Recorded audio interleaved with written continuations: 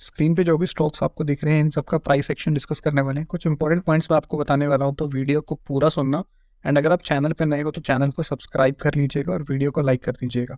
पहला स्टॉक जिसका डिस्कशन करने वाले हैं वो है Adani Wilmer.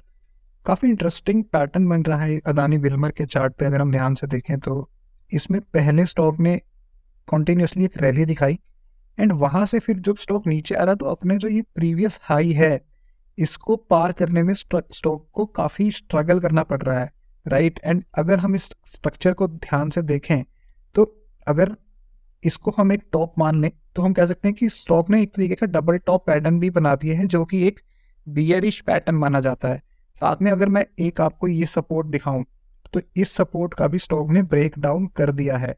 Lower time frame पे चल के इस स्टॉक को और ध्यान से समझने की कोशिश करते हैं। अगर मैं डेली के चार्ट पे जाऊं, देखो डेली के चार्ट पे हुआ क्या, जो ये सपोर्ट था जिसकी हम कंटिन्यूसली बात कर रहे थे उसको स्टॉक ने ब्रेक डाउन किया। यहाँ पे एक छोटा सा डिमांड जोन था, वहाँ पे स्टॉक ने एंट्री ली और स्टॉक ऊपर चला गया। अगर हम करंट मार्केट प्राइस की बात करें कि कहाँ पे हमें एंट्री करनी चाहिए, देखो अगर आप इस स्टॉक में प्रॉफिट में हो तो डेफिनेटली जो ये लेवल है ये आपका स्टॉप लॉस होना चाहिए।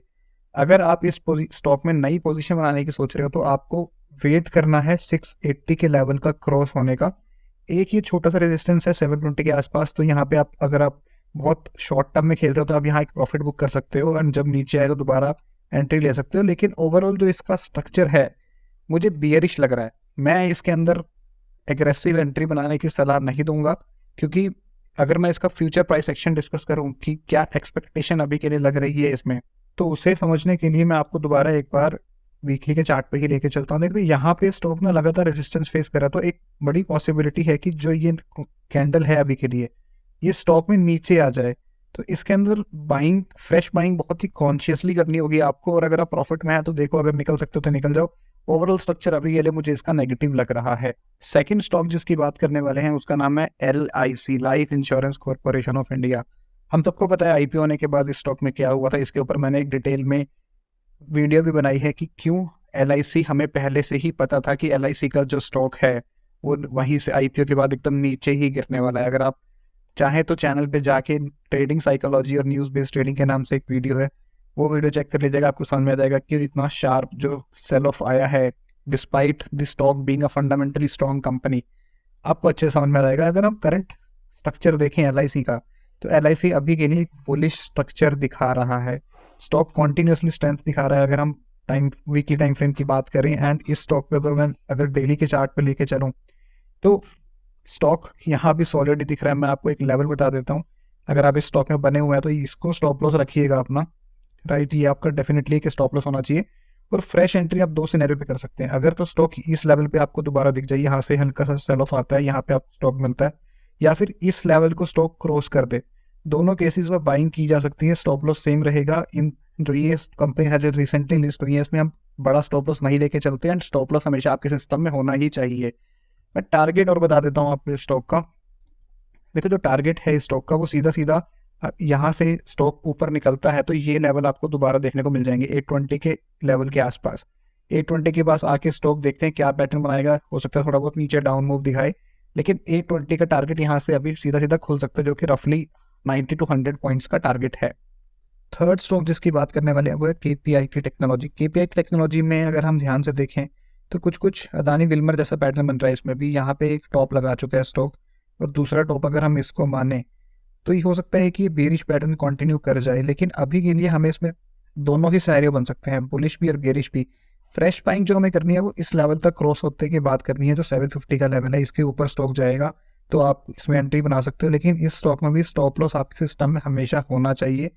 यहाँ पे अगर स्टॉक आपको मिलता है 590, 595, 585 की लेवल के आसपास, तो यहाँ पे एक स्विंग ट्रेडिंग अपॉर्चुनिटी आप देख सकते हो। तो एक 5 to 10% का प्रॉफिट आपको यहाँ पे मिल सकता है।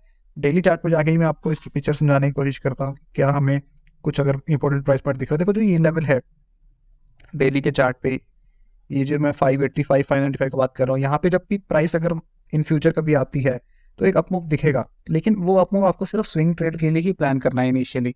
ऐसा नहीं है कि उस अपमूव के बाद आप ऑल टाइम हाई की टारगेट प्लान करने लग जाओ, क्योंकि वहाँ से एक बारी के लिए स्ट्रक्चर बियरिश हो जाएगा।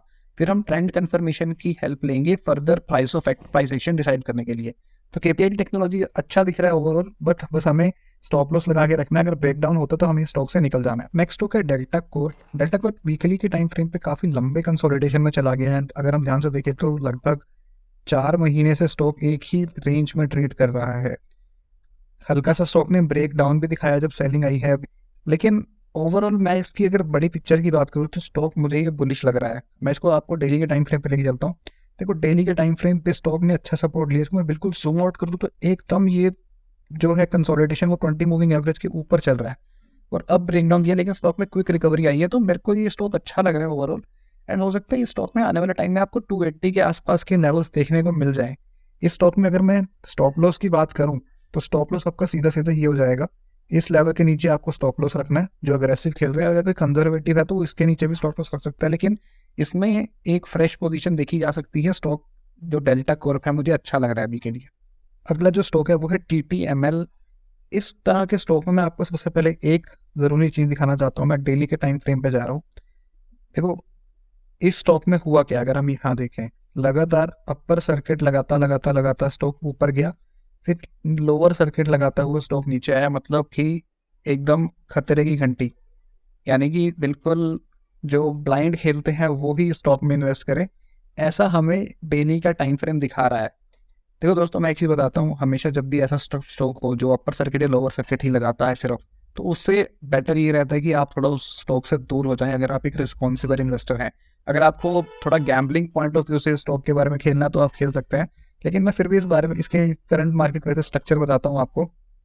स्टॉक डेफिनेटली अभी एक प्रेशर में चल रहा है, सेलिंग बहुत हार्श सेलिंग नहीं आ रही, बहुत आराम आराम से सेलिंग आ रही है अगर हम लास्ट कुछ टाइम की बात करें, लेकिन एक तरीके से फ्रस्ट्रेटिंग सिनेरियो हो गया है इन्वेस्टर्स के लिए, क्योंकि लगभग 6-7 महीने से स्टॉक ने कुछ किया नहीं है। मैं इसमें आपको एक बताता हूँ कि मुझे जो लग रहा है इसमें फर्दर प्राइस एक्शन क्या बन सकता है। देखो ये स्टॉक ऐसे धीरे धीरे नीचे आएगा, और जब ये स्टॉक इस लेवल के आसपास आएगा ना, देखो जो ये इसका प्रीवियस स्विंग वाला जो लेवल था, ठीक है, यानी कि जो 58-57 के आसपास का लेवल है, इस लेवल पे आते ही एक शार्प ग्रीन कैंडल बनेगी और हो सकता है वो इस कंसोलिडेशन को खत्म करके ऊपर भी जा सके। मैं इतना बता सकता हूँ आपको कि जब भी स्टॉक वहाँ आएगा कम से कम 30% का रिटर्न आपको डेफिनेटली मिलेगा। उसके बाद ट्रेल करेंगे, देखेंगे कि नेक्स्ट पिक्चर क्या बन रही है और उस हिसाब से हम इसमें आगे की पोजीशन बनाएंगे। अगला स्टॉक है Orient green. Current market price 11.6 चल रहा है इसका। एक तरीके से मंथली चार्ट पे ऐसा लग रहा है कि स्टॉक ने ब्रेकआउट कर दिया एंड अपने जो रेजिस्टेंस लेवल है यहाँ का, उससे ये स्टॉक वापस नीचे आ रहा है।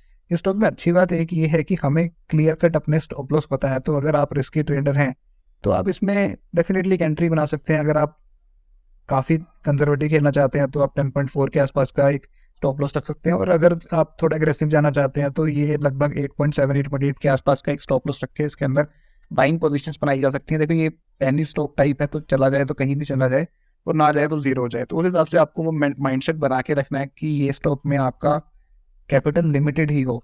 तो ठीक है, मतलब इसके अंदर स्टॉप लॉस रखे गए सिस्टम में और बाइंग की जा सकती है अभी के लिए, तो ये स्टॉक के ऊपर भी ये मेरी रिकमेंडेशन रहेगी आपको।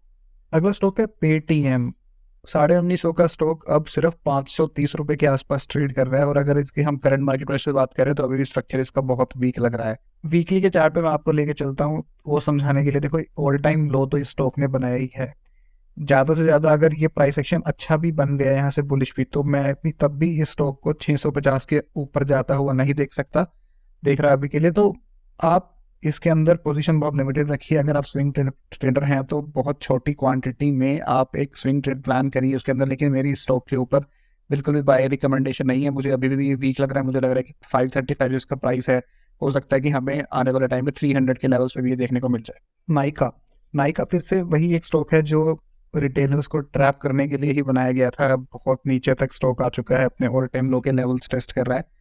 इसमें सिर्फ अगर आपकी एक पोजीशन है, अगर आप इसमें पोजीशन बनाना चाहते हैं या फिर, तो सिर्फ और सिर्फ इसका स्ट्रिक्ट स्टॉप लॉस रखिएगा। इससे नीचे अगर ये स्टॉक आता है तो आपको ये फिर से लोअर लेवल्स टेस्ट करता हुआ मिल सकता है। मेरी इसके ऊपर बिल्कुल भी बाइंग रिकमेंडेशन नहीं है। आप इस स्टॉक से अभी के लिए दूर रहिए। कुछ नया प्राइस एक्शन बनेगा तो हम इसे देखेंगे, और अभी के लिए नाइका जो स्टॉक है ये भी मुझे बाइंग के लिए अच्छा नहीं लग रहा। अगर आपकी पोजीशन है इसके अंदर तो बेटर होगा कि आप यहाँ से निकल जाइए।